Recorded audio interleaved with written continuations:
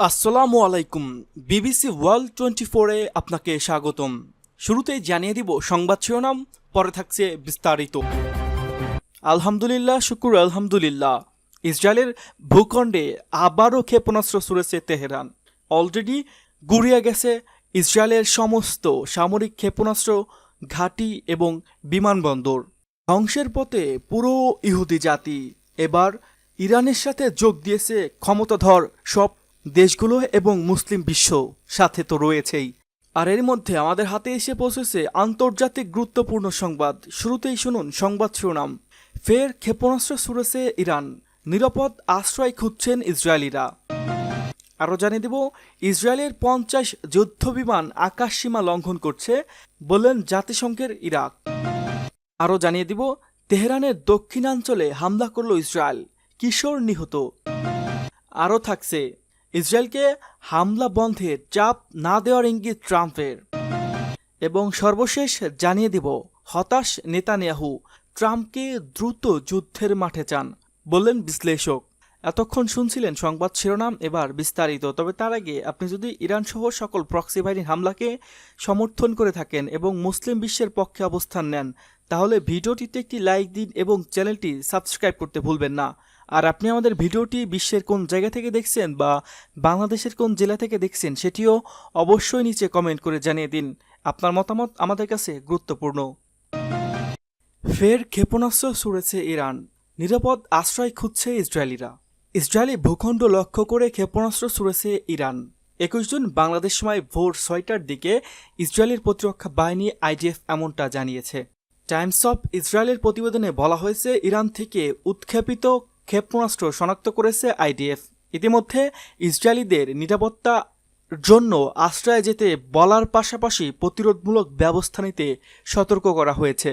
প্রতিবেদনে আরও বলা হয়েছে, যেসব এলাকায় ক্ষেপণাস্ত্র আঘাত হানতে পারে বলে ধারণা করা হচ্ছে সেখানে ইতিমধ্যে সাইরেন বাজতে শুরু করেছে। তবে ইরান থেকে ঠিক কতটা ক্ষেপণাস্ত্র ছোড়া হয়েছে এবং ইসরায়েলের কোথায় এগুলো আঘাত হানতে পারে এ বিষয়ে তাৎক্ষণিকভাবে কিছু জানায়নি আইডিএফ।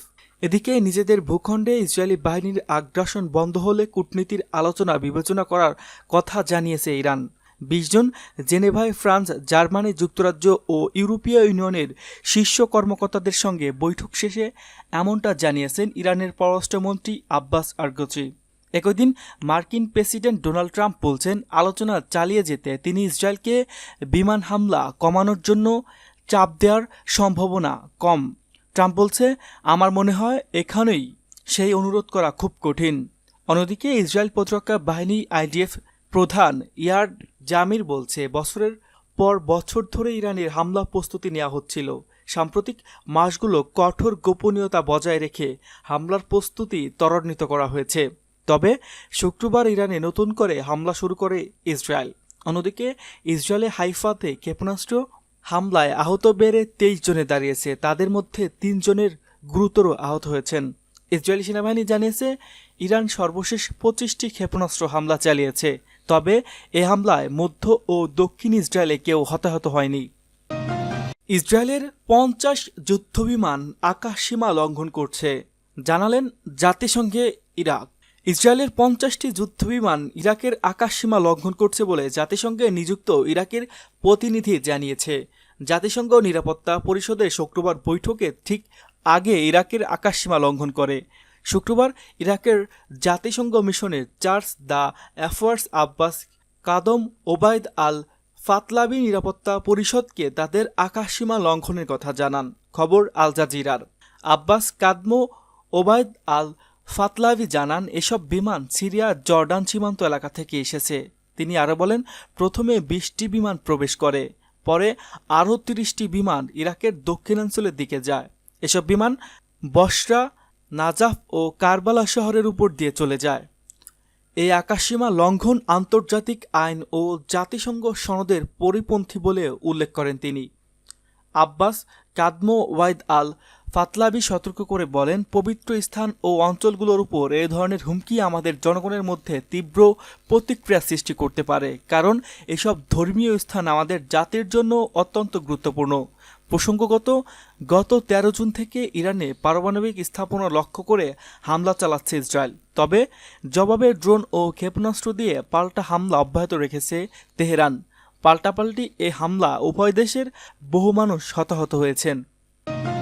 তেহরানের দক্ষিণাঞ্চলে হামলা করল ইসরায়েল, কিশোর নিহত।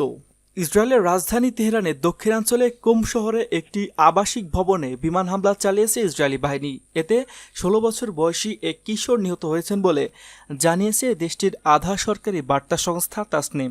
হামলায় আরও অন্তত ২ জন আহত হয়েছেন। হতাহতদের স্থানীয় হাসপাতালে চিকিৎসা দেওয়া হচ্ছে। তবে ঠিক কোন লক্ষ্যবস্তুতে এই হামলা চালানো হয়েছে তাৎক্ষণিকভাবে সেটি নিশ্চিত করতে পারেনি স্থানীয় কর্তৃপক্ষ। এদিকে আজ শনিবার ইরান ইসরায়েল চলমান সংঘাতে নবম দিন। শনিবার সকালে তেহরান ও ইস্পাহানে আকাশে একাধিকবার বিস্ফোরণের শব্দ শোনা গেছে। সামাজিক যোগাযোগ মাধ্যমে ছড়িয়ে পড়া বিস্ফোরণের ভিডিও ও ছবি যাচাই করে এর সত্যতা নিশ্চিত করেছে আল জাজিরা। স্থানীয় বিভিন্ন পোস্টে বলা হচ্ছে, ইরানের নাজাফাবাদ শহরে ইসরায়েলি হামলায় প্রতিহত করেছে দেশটির আকাশ প্রতিরক্ষা ব্যবস্থা। তেহরান মালারদ এলাকার আকাশীয় বিস্ফোরণের খবর মিলেছে সামাজিক যোগাযোগ মাধ্যমে ছড়িয়ে পড়েছে ভিডিওতে।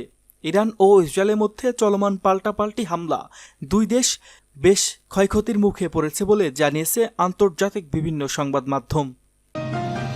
ইসরায়েলকে হামলা বন্ধের চাপ না দেওয়ার ইঙ্গিত ট্রাম্পের। ইরানে ইসরায়েলি বিমান হামলা বন্ধে যুক্তরাষ্ট্রের হস্তক্ষেপের চেয়ে যখন ইউরোপীয় কূটনীতিকরা জোর আহ্বান জানাচ্ছেন, ঠিক সেই সময় মার্কিন প্রেসিডেন্ট ডোনাল্ড ট্রাম্প জানিয়ে দিলেন তিনি ইসরায়েলকে হামলা বন্ধ করতে বলবে না।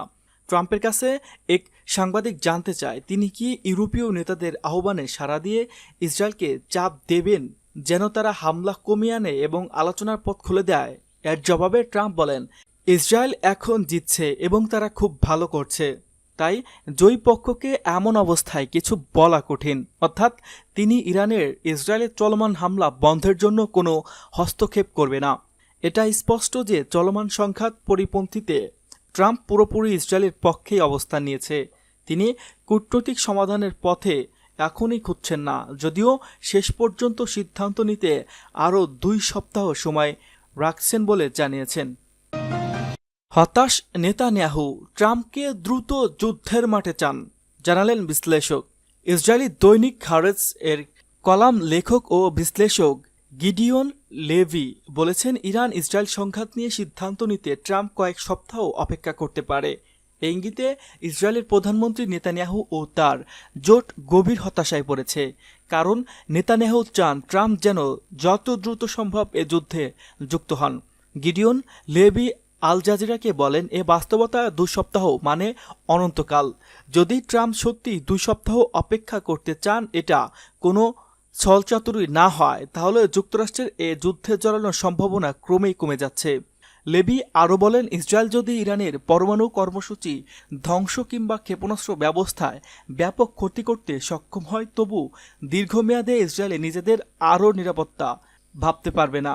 এই বিশ্লেষক বলেন, কিছুই সমাধান হবে না, কারণ ইরান তার সক্ষমতা পুনরায় অর্জন করতে পারবে। তিনি আরও যোগ করেন, ইসরায়েলে আরও অনেক নিরাপত্তা সমস্যা রয়েছে যেগুলো শেষ হয়ে যাচ্ছে না, যেমন গাজা। গত ১৩ জুন শুরু হওয়া ৮ম দিনে গড়িয়েছে ইরান ইসরায়েল যুদ্ধ। এ পর্যন্ত দুদেশে অনেক মানুষ হতাহতের খবর পাওয়া গেছে।